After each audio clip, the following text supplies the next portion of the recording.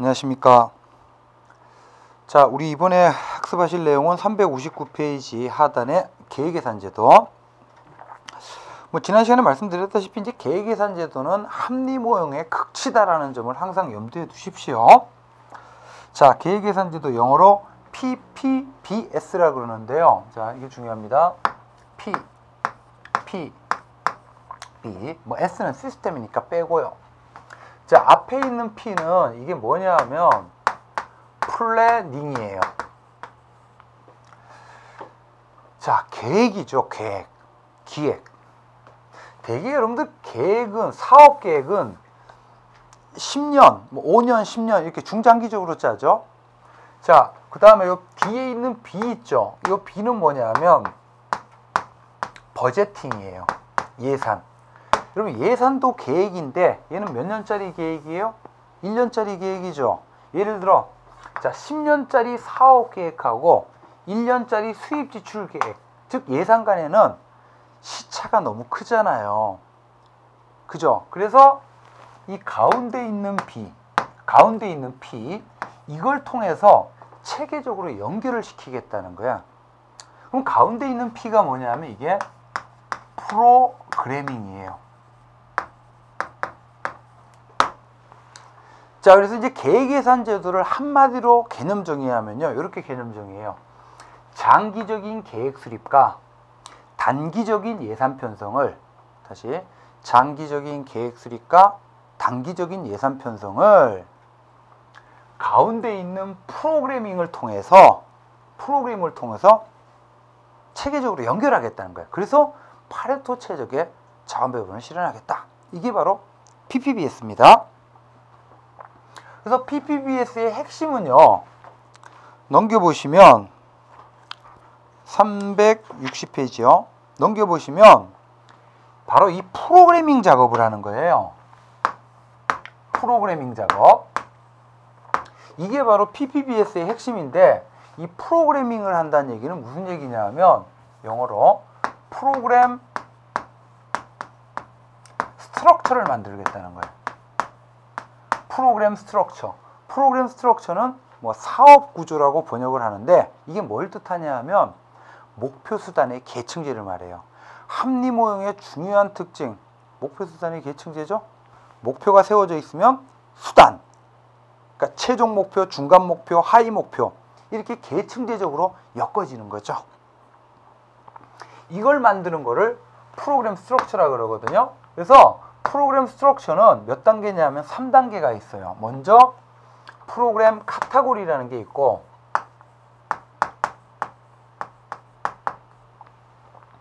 자, 그 밑에 카테고리 밑에 서브 카테고리라는 게 있어요. 그리고 그 밑에 프로그램 엘리먼트라는 게 있어요.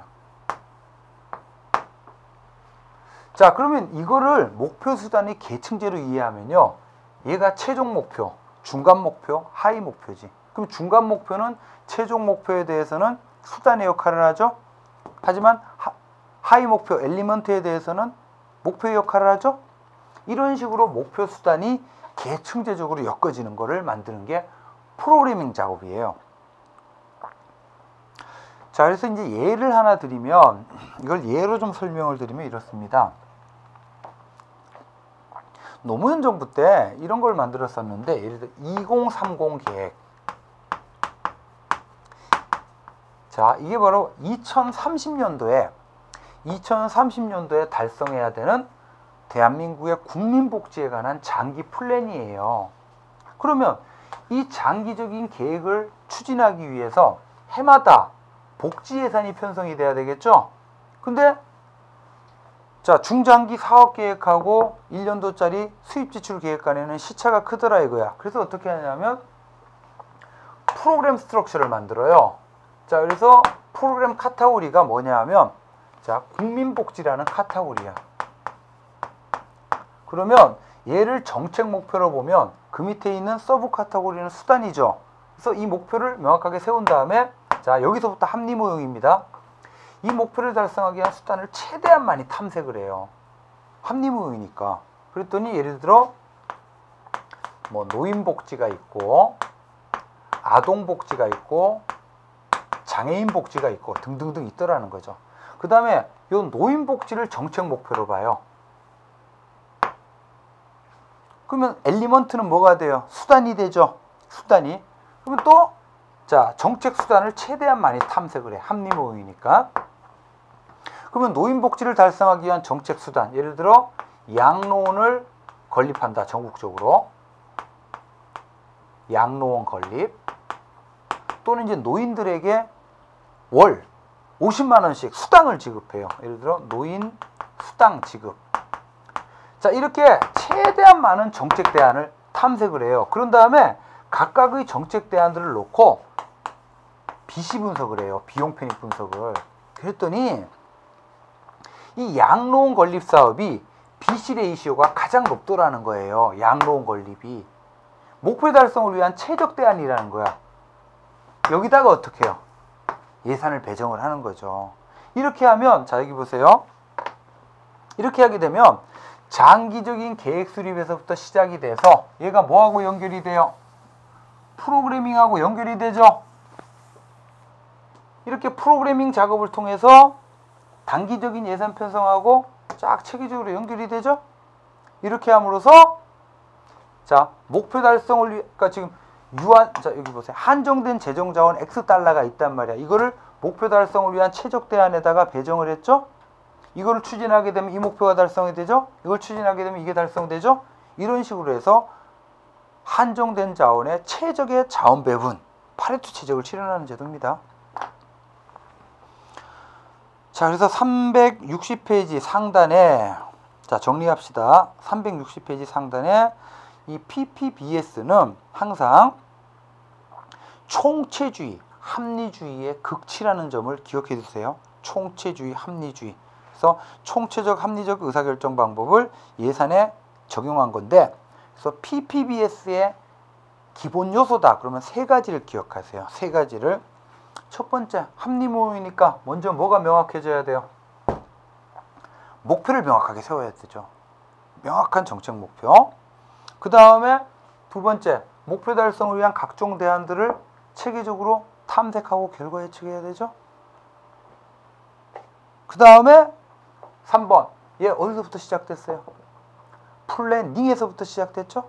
그래서 장기적인 시계, 이게 바로 PPBS의 3대 요소입니다.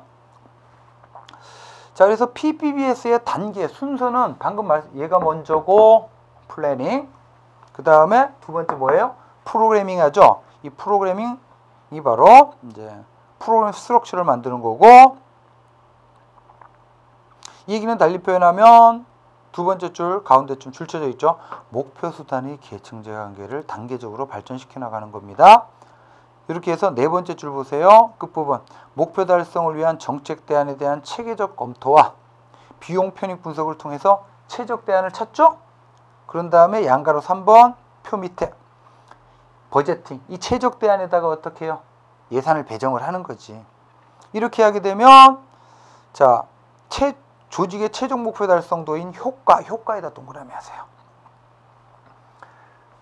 자, 이 최적 대안을 추진하게 되면 중간 목표가 달성이 될 거고, 이게 추진이 되면 최종 목표가 달성이 되겠죠? 점점 위로 갈수록 에펙트, 효과에 가까워지죠? 이거를 성과로 평가해서 자원 배분의 합리화를 도모하는 겁니다. 자, 그러면 360페이지 하단에 이런 PPBS, 우리가 지금 본 PPBS하고요, 우리가 앞선 시간에 봤던 PBS를 한번 비교해 보자고요. 그러니까 계획 예산하고 성과주의 예산을 비교해 보면요, 둘 다 사업에 초점을 둔다는 공통점이 있죠. 근데 가장 큰 차이점이 PBS는 점중주의예요. PPBS는 합리주의죠. 이 점을 꼭 기억하십시오. 자, 그 다음에 PBS는 우리 지난 시간에 봤던 PBS는 아웃풋을 성과로 보죠. 아웃풋을, 산출을. 하지만 PPBS는 어디에 초점을 둬요? 효과, 좀 장기적인 효과에 초점을 둔다 그랬죠. 자, 오른쪽 페이지 PPBS의 장단점. PPBS의 최대 장점은요, 그냥 자원 배분의 합리화예요. 체크하시면 파레토 효율적인 자원 배분을 실현을 한다. 여러분 이 사회과학에서 이 사회 문제에서 파레토 효율성을 실현한다. 그럼 더 이상 뭐 이유가 없는 거죠. 파레토 효율성이 어떻게 보면 깡패입니다. 파레토 최적의 자원 배분을 실현한다는데 더 이상 할 말이 없죠. 그래서 굉장히 이상적이고 합리 모형 자체가 이상주의잖아요. 이러한 이제 이상주의적인 합리 모형을 예산제도에 반영한 게 바로 PPBS예요. 그러다 보니까 이 PPBS는 이 지나친 이상성 때문에, 이상주의 때문에 성공했겠어요? 실패했겠어요? 실패하게 되죠. 자, 단점이 실패하게 되는 원인들인데 1번은 꼭 기억하십시오. 지나친 집권화를 초래한다는 점. 이렇게 해서 하향적 동그라미 의사결정을 가져온다는 거예요. 자, 이게 뭐냐면 합리주의는 달리 표현하면 총체주의거든요. 합리주의는 달리 표현하면 총체주의입니다. 고려할 수 있는 모든 요소에 대해서 100% 완벽하게 정보 파악을 해요. 그러면 자, 예산결정, 의사결정을 할 때 정부 조직 기준으로 보면 모든 정책, 예산을 결정할 때 고려할 수 있는 모든 요소에 대해서 다 고려할 수 있는 위치에 있는 존재 누굽니까? 대통령이죠. 또는 부처를 기준으로 보면 각부 장관이지.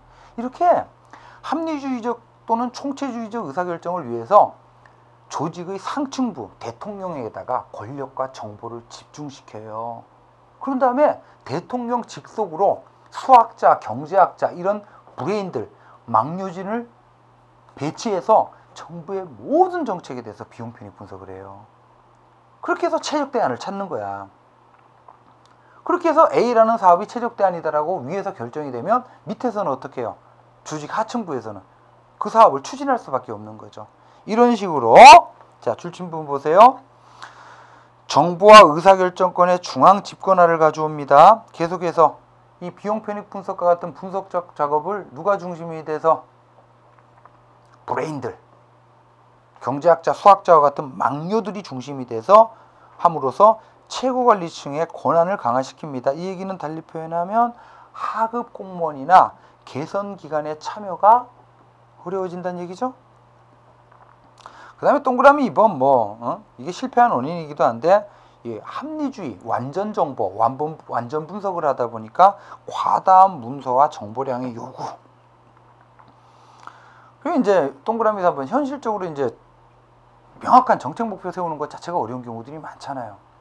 그 다음 이제 4번에 입법부가, 국회가 이걸 반대해요. 왜냐하면 이제 이런 합리주의적인 의사결정을 하게 되면 입법부가 분석 능력이 없거든요. 그래서 이제 예산 심의 과정에서 입법부의 지위가 약화된다라고 하는 가능성 때문에 입법부가 반대해서 결국 실패했습니다. 자, 그래서 자 1960년대까지 기준으로 보면 앨런 시크가 LIBS 통제, PBS 관리, 그리고 PPBS 계획, 지향이다라고 정리를 하고 있죠. 여기까지는 앨런 시크가 정리한 거고요. 자, 그 다음에 로마자 4번에 이제 목표관리 예산이라고 해서 얘는 MBO인데 우리 조직의 관리 기법으로서의 MBO 있었죠. 이거를요 닉슨 대통령 때 잠깐 예산제도로 도입했던 거예요. 그래서 이제 우리 자 MBO다 부하를 의사결정 과정에 참여시키죠. 그리고 상사하고 부하가 협의를 해서 부하가 달성해야 될 목표를 세워요. 그 다음에 자율적으로 목표 추구 활동을 하도록 한 다음에 사후적으로 그 목표를 얼마나 달성했느냐, 이런 식으로 또 예산제도를 운영하겠다는 거예요. 이런 의미 중심으로 하시면 됩니다. 자, 그 다음 로마자 5번 연기준 예산제도 GBB, 이게 또 중요하죠. 자, 이 GBB는요 감축지향, 감축에다 동그라미 하세요. 이제 미국에서 카터 대통령 때 70년대 1, 2차 오일 쇼크가 자원난 시대가 오면서 석유파동에 의해서 감축관리가 나왔었죠. 그래서 이제 감축관리 일환으로 나온 게 GBB인데, 자, GBB는 뭐의 약자입니까? 제로 베이스 버제팅입니다. 연기준 예산제도. 자, 연기준 예산제도, 제로 베이스 버제팅. 얘는 쉬워요. 자, 해마다 예산 편성할 때 어디서부터 시작하겠다? 제로 베이스에서 시작하겠다는 거죠. 자, 이 얘기는 달리 표현하면 뭡니까? 되게 일반적으로 올해 예산은 작년 예산을 기준으로 만들어요. 또 내년 예산은 올해 예산을 기준으로 만들어요. 이거를 점중주의라 그러거든요. 점중주의. 근데 점중주의적인 예산 결정을 하다 보면, 자, 작년도 예산을 기초로 해가지고 올해 예산을 만들다 보니까 작년도에 했던 비효율적인 사업에 대해서도 올해 예산 배정이 이루어지겠죠? 근데 지금 시대가 자원난 시대예요. 비효율적이고 역기능적인 사업을 폐지해서 예산 절약을 해야 돼요. 그래서 나온 게 GBB야. 그래서 해마다 예산 편성할 때 어디서부터? 원점에서. 이 얘기는 뭐를 타파하자는 얘기예요? 점중주의를 타파하자는 얘기죠. 자, 그래서 연기준 예산제도 첫 번째 줄, 과거의 관행을 전혀 참조하지 않고, 이게 바로 제로 베이스예요. 그렇다고 해서 이제 단어 그대로 0에서부터 출발하는 의미는 아니고, 과거의 관행을 참조하지 않고 우리가 수행하는 목적, 방법, 자원에 대한 근본적인 재평가를 바탕으로 하자. 이게 바로 제로 베이스의 의미죠. 이렇게 한 다음에 각 사업과 정책에 대해 우선순위 동그라미 하세요.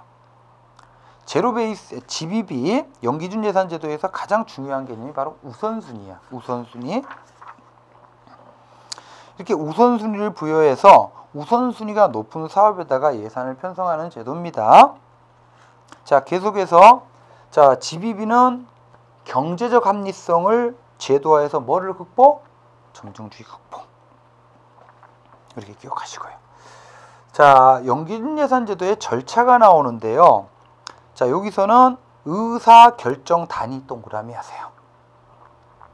이 GBB를 하기 위해서는 먼저 의사결정 단위, 영어로 Decision Making Unit라는 걸 선정을 해야 돼요. 그럼 의사결정 단위는 쉽게 표현하면 독자적인 예산 편성 단위예요. 그래서 어떤 정책이 될 수도 있고 조직이 의사결정 단위가 될 수도 있어요. 이렇게 의사결정 단위를 선정하고, 그 다음에 의사결정 단위별로요. 다음 페이지 동그라미 하세요. 의사결정 패키지. 의사결정 패키지. 그래서 연기준 예산제도의 핵심적인 단어가 의사결정 단위하고 의사결정 패키지예요. 자, 그럼 먼저 362페이지에 있는 그림인데 예로 한번 말씀드리면 이런 겁니다. 먼저 의사결정 단위를 선정을 해요. 그럼 의사결정 단위는 독자적인 예산 편성 단위. 예를 들어 조직이 될 수도 있고 사업이 될 수도 있어요. 그래서 정부가 수도 사업을 하죠. 또 전기 사업도 하고 가스 사업도 하고 쓰레기 처리 사업도 해요. 그러면 이게 바로 독자적인 예산 편성 단위죠. 또 수도 사업을 담당하는 수도국이라는 조직이 있고 전기국, 가스국, 쓰레기국 이런 식으로 조직이 될 수도 있어요. 이렇게 의사결정 단위를 선정을 한 다음에, 자, 의사결정 단위별로요, 의사결정 패키지라는 걸 만들어. 의사결정 패키지. 의사결정 패키지는 정책 대안을 말해요. 그럼 수도국에서는 수돗물을 생산하죠. 그럼 의사결정 패키지를 몇 개 만드냐 하면요, 3개를 만들어요. 자, 수도국에서는 수돗물을 만들어내는데 현재 현행 수준 하루에 100톤을 생산해요. 그럼 100억 든다라고 가정합시다. 자, 증가시켰을 때 증액 수준 150톤까지 증가시킬 수 있어요. 150억. 자, 감소시킨다면 50톤까지. 이렇게 현행 수준, 증가 수준, 감소 수준, 이렇게 의사결정 패키지를 3개를 만들어요. 수도국에서. 그런 다음에 이 수도국에서 이 의사결정 패키지 3개를 놓고요, 비용 편익 분석을 해요. 그래서 얘도 합리 모형이에요. 이 3개의 정책 대안을 놓고 비용 편익 분석을 한다는 얘기예요. 그러면 BC 레이시오나 NPV가 나오겠죠? 그래서 BC 레이시오가 높은 순서대로 우선순위를 부여해. 우선순위. 그래서 예를 들어 얘가 1순위, 2순위, 3순위 이런 식으로요. 자, 이렇게 해서 우선순위가 부여된 의사결정 패키지 3개를요, 수도국하고 정기국의 상급 부서가 X부야. 여기다가 올려요. 이렇게 상급 부서에다가. 그러면 정기국도 똑같죠? 여기서도 올라와. 그러면 X부에 총 몇 개의 의사결정 패키지가 뭐예요? 6개의 의사결정 패키지가 뭐예요? 그러면 X부에서 6개의 의사결정 패키지를 넣고 또 뭘 해요? 비용 편익 분석을 해요. 그러면 여기서는 1순위부터 몇 순위에? 6순위에 우선순위가 결정이 되겠지. 여기도 마찬가지입니다. 올려. 그러면 이제 Y부 6개의 의사결정 페이지 넣고 또 비용 편익 분석을 해요. 자, 그런 다음에 이 X부와 Y부의 상급 부서가 Z처예요. 여기다가 올려요 또. 그러면 총 몇 개의 의사결정 패키지가 모입니까? 12개가 모이겠죠. 그러면 이 12개의 의사결정 패키지를 놓고 Z처에서 또 비용 편익 분석을 해요. 그러면 자 1순위부터 2순위, 3순위, 10순위, 11순위, 12순위가 나오겠죠? 자, 이때 Z처에 배정된 예산액이 1조 원이야. 1조 원. 1조 원. 10조 원이라고 칩시다. 10조 원. 그러면 자, 총액이 10조 원이에요. 그럼 이 10조 원이라는 예산을 갖고 Z처에서 어떻게 해요? 우선순위가 높은 사업부터 예산을 배정해 나가겠죠. 이렇게. 그랬다가 자, 9순위까지 예산을 배정했어요. 그랬더니 10조 원이라는 돈이 바닥이 났어. 그러면 얘네들은 예산 배정이 안 되겠죠? 그죠? 우선순위가 낮아서 예산 배정이 이루어지지 않은 거잖아요. 이렇게 함으로써 지금 얘네들이 기분 나빠서 폐지된 게 아니죠.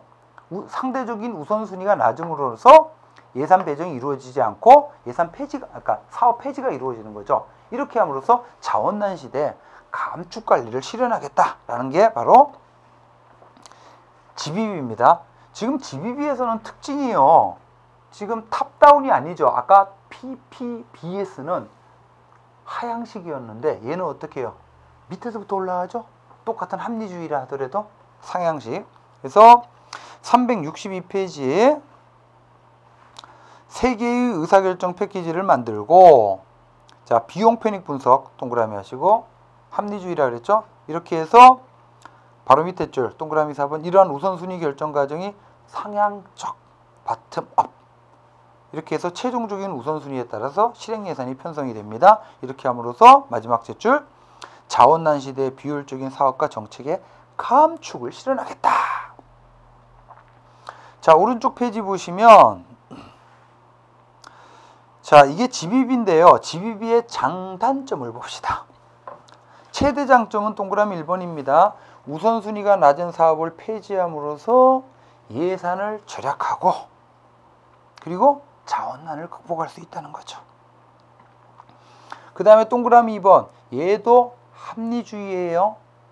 비용 편익 분석을 하기 때문에 이렇게 해서 자원의 합리적 배분을 가져오고 동그라미 3번 예산 결정하는 과정에 자, 개선 조직의 참여가 이루어지죠.